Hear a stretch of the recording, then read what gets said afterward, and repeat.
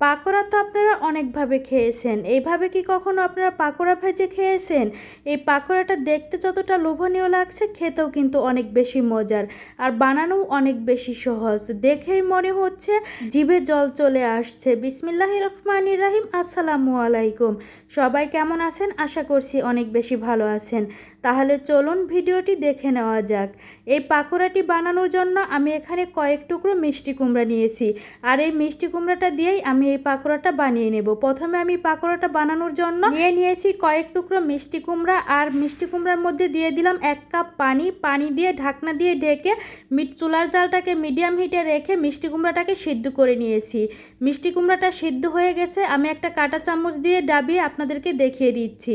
এখন এই মিষ্টি কুমড়াটাকে একটা বাটির মধ্যে তুলে নিচ্ছি। একটা কাঁটা চামচ দিয়ে আমি তুলে নিচ্ছি, যেহেতু মিষ্টি কুমড়াটা অনেক বেশি গরম ছিল তাই কাঁটা চামচ দিয়েই তুলে নিলাম। আপনারা হাত দিয়ে তুলতে যাবেন না, তাহলে আপনাদের হাতটা পুড়ে যেতে পারে। এখন আমি এই কাঁটা চামচ দিয়ে মিষ্টি কুমড়াটাকে গালিয়ে নিচ্ছি। আপনারা যদি হাত দিয়ে মিষ্টি কুমড়াগুলোকে গালিয়ে নিতে চান, সেক্ষেত্রে মিষ্টি কুমড়াগুলোকে একদম ঠান্ডা করে নেবেন। ঠান্ডা না করে কিন্তু কোনোভাবেই হাত দিয়ে মিষ্টি কুমড়াগুলোকে গালিয়ে নিতে যাবেন না। কাঁটা চামচ দিয়ে আমি সবগুলো মিষ্টি কুমড়াকে গালিয়ে নিলাম। দেখতেই পাচ্ছেন সবগুলোই প্রায় গালিয়ে নেওয়া হয়ে গেছে, আর মিষ্টি কুমড়াগুলো কিন্তু অনেক বেশি গরম ছিল।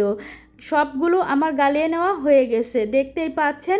এখন আমি চামচটাকে একটা সাইডে সরিয়ে রেখে দিলাম। এখন আমি এখানে সব মশলা দিয়ে দেব। প্রথমেই দিয়ে দিলাম 4-5টা কাঁচামরিচ কুচি, 1 কাপ পেঁয়াজ কুচি, 1/4 কাপ বেসন, 1/4 কাপ কর্নফ্লাওয়ার, হাফ চামচ হলুদ, 1 চামচ মরিচের গুঁড়া, হাফ চামচ ধনিয়া গুঁড়া, হাফ চামচ জিরার গুঁড়া, হাফ চামচ গরম মশলার গুঁড়া, 1 চামচ ম্যাগি স্বাদে মশলা, দিয়ে দিলাম 1 চামচ ভর্তি করে চাট মশলা।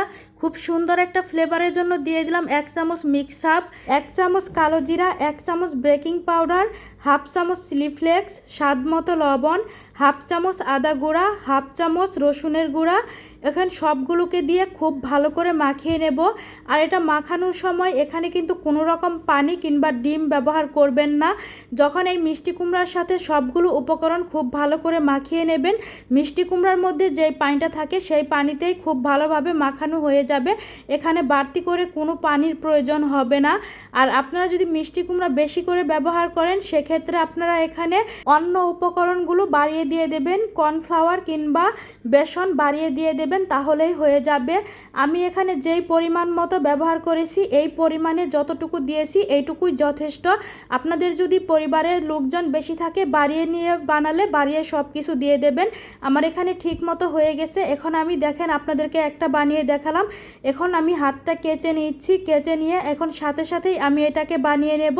রেস্টে রাখার কোনো প্রয়োজন নেই। চুলায় আমি বেশি করে তেল গরম করে নিয়েছি। এখন একটা একটা করে পাকোড়া আমি এখানে দিয়ে দেব। একটু সাবধানে দিতে হবে যেন তেল ছিটে হাতে না আসে। এখন চুলার জালটাকে মিডিয়াম টু লো হিটের মাঝামাঝি রেখে আমি এই পাকোড়াগুলোকে ভেজে নেব। চুলার জাল বাড়িয়ে দিয়ে ভাজা যাবে না, তাহলে কিন্তু পুড়ে যাওয়ার সম্ভাবনা আছে।